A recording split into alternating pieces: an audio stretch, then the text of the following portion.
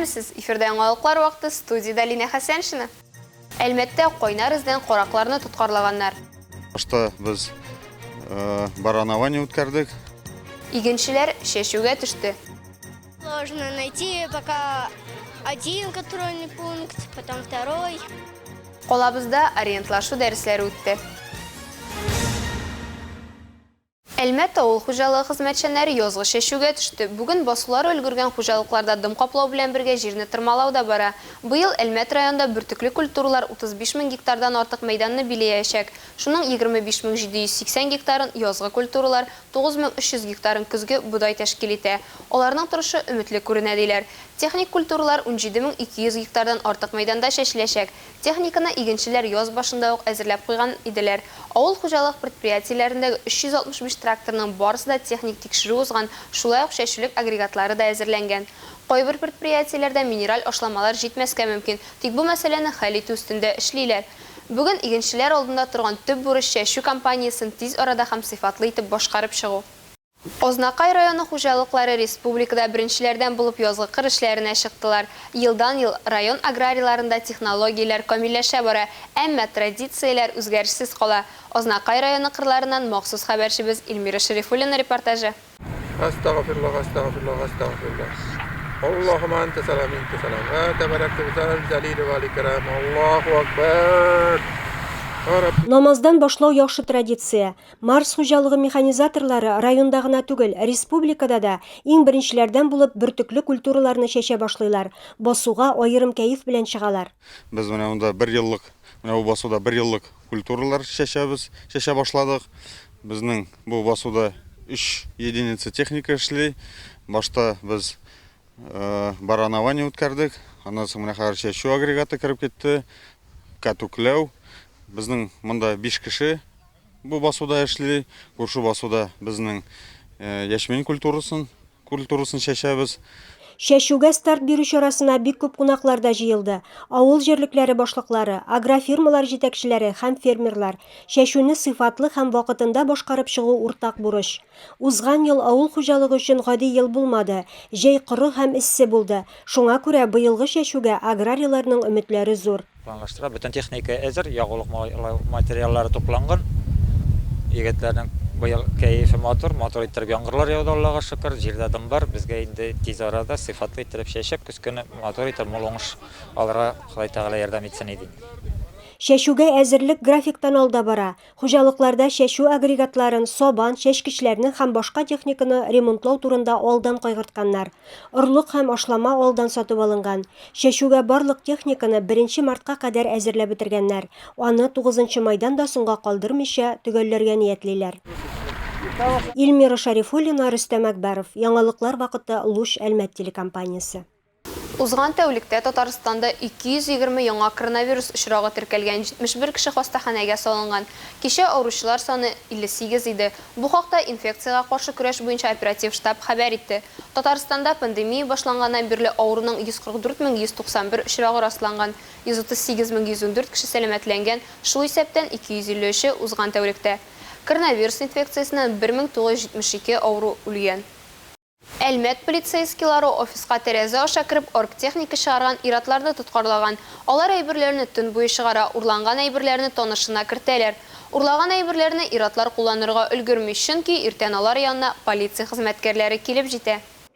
Коракларга карата шикаят белән полициягә Әлмәттә яшәүче ир мөрәҗәгать итә. Аның сүзләренчә, агымдагы елның 23-24 апрель төнендә билгесез кеше офиска тәрәзәдән керә. Телевизорлар һәм төрле компьютер техникасы урлый. Китерелгән зыян 98 594 сум тәшкил итә. Оператив эзләү чаралары барышында җинаятьчеләр тиз тоткарлана. Алар Әлмәтнең 29 һәм 24 яшьлек кешеләре булып чыга. Алар икесе дә берничә тапкыр җинаять җаваплыгына тартылган. Ирләрнең бергә спиртлы эчемлекләр эчкәннән соң урамда йөрергә карар итүе билгеле. Анда алар шәһәрнең бер оешмасының офис бинасына үтеп керүе ачыкланган. Офиста сигнализация һәм видео күзәтү булмаган. Алар телевизорларны һәм төрле компьютер техникасын 3нче керүдән генә алып китә алалар. Бер сейфны да ачырга өлгерәләр, тик ул буш була. Шикләнүчеләргә карата Россия Эчке эшләр министрлыгының Әлмәт районы буенча бүлеге тикшерүләре тарафыннан җинаять эше кузгатылган. Хәзерге вакытта шикләнүчеләр кулга алынган. Урланган әйбер хуҗасына кире кайтарылачак. Әлмәт Ішкі эшләр идарәсе мәгълүматлары буенча, Олия Байрамалова яңалыклар вакыты Луч Әлмәт телекомпаниясе. Мошенниклар оныгы юл транспорт халакәтенә эләккән дип Әлмәттә яшәүче бер ханымны алдарга тели. Пенсионер ханымнан 80 мең сум акча сорыйлар. Тулырак сюжетта. 83 яшьлек хатын сүзләренчә, аңа билгесез кеше үй телефонына шалтырата һәм аның оныгы дип таныштыра. Янәсе, ул юл транспорт халакәтенә эләгә һәм аңа ашыгыч рәвештә 80 мең сум акча кирәк. Куркып калган пенсионер ханым бөтен сумманы әзерләп куя һәм аның оныгыннан киләсе кешене көтә башлый. Бу вакытта аңа кызы килеп, оныгы белән бар да яхшы һәм бернинди юл транспорт халакәтенә дә эләкмәгәнен сөйли. Пенсионер ханым моны белеп, полициягә мөрәҗәгать итә. Караклык факты буенча җинаять эше кузгатылды. Хәзер полиция хезмәткәрләре җинаять эшләренең шәхесләрен һәм урынын ачыклый. Полиция хезмәткәрләре шалтыратучы таныш булмаган кешеләрнең тәкъдимнәре белән очрашкач, беренче эш итеп трубканы куярга һәм проводның башка ягында танышкан кешеләргә мәгълүматны яңадан тикшерергә кирәк дип искәртә. Әлмәт Ішкі эшләр бүлеге материаллары буенча Олия Байрамалова яңалыклар вакыты Луч Әлмәт телекомпаниясе. Азнакайның сәнәгать предприятиеләре һәм оешма учрежденияләр арасында Россия халыкларының мәдәни мирасы һәм Татарстанда цифрлаштыру елларына багышланып уздырылган үзешчән сәнгать смотр конкурсына йомгак ясалды. Гала-концерт ничек узды, гран-прины кем яулады? Бу хакта алдагы сюжеттан белерсез. Бүгенге гала-концертта оешма һәм предприятиеләрнең финалга чыккан төркемнәре катнаша. 10ннан артык номинациядә бүләкләүләр булачак. Чараны ачып район башлыгы Марсель Шайдуллин районда талантларның күп булуын билгеләп узды. Смотрны оештыручыларга, хезмәт коллективларына рәхмәтен белдерде һәм җиңүчеләргә бүләкләр тапшырды. Бик кирәкле чара. Ул инде берләштерә, тагын да эшкә көч, дәрт бирә. Быелгы смотр конкурс нәтиҗәләре буенча гран-прига Мәгариф идарәсе лаек булды.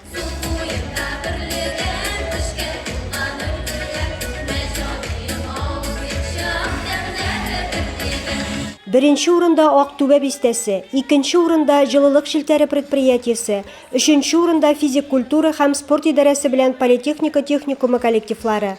Шулай ук аерым номинациялар буенча да җиңүчеләр билгеләнде. Мин беренче тапкыр бу елны катнашам. Үзем эшлим исполком города. Шунда ведущий специалист булып, без үзебезнең чыгыш белән финалга чыктык. Мин бик шат. Мин брузым шәхси конкурста катнаштым. Агыдел буйлары җыры белән мин смотр фестиваленә конкурста үттем. 2 ай дәвамына сузылган үзешчәннәр бәйгесенең йомгаклау концерты җыр-биюләр белән бизәлеп, югары ноталарда узды. Илмира Шәрифуллина, Рөстәм Акбаров. Яңалыклар вакыты Луч Әлмәт телекомпаниясе. Дөнья кубогында 10-нчы булган республиканың спорт ориентлашу федерациясе җитәкчесе Алексей Сидоров республиканың көньяк-көнчыгышында дәресләр уздыра.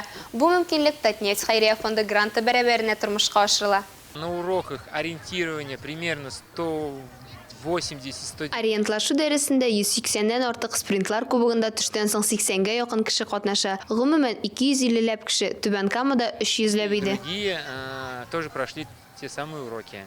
В Нижнекамске было порядка 300 человек. Ориентлашу дәресләре проекты кысаларында төшкә кадәр спорт ориентлашуның дистанциясын узу өчен кирәкле белемнәр һәм күнекмәләр бирәләр. Катнашучыларга электрон хронометраж чиплары белән эшләргә, дөрес итеп үз урыныңны билгеләргә, масштаб төшенчәсен аңларга, шулай итеп катлаулы дистанцияләрне узарга өйрәтәләр. Мы со всей командой изучали на ориентир. Без командабыз белән хәрби аталмалар, сигнал билгеләре өйрәндек, берничә тапкыр җиңгәнебез дә булды. И мы получали уже несколько раз первое место. Алга таба җиңелдә өйрәнелгәннән соң дәрес узучылар мөстәкыйль рәвештә бөтен мәктәп ишегалды буенча урнаштырылган контроль пунктларын эзләп, чын спорт ориентлашу дистанциясын уза. Алар бирелгән карта буенча яшелгән нокталарны эзли. Җинескә һәм яшькә карап спорт ориентлашуында катнашучылар кемдер 800 метр, кемдер километр ярым ара узачак.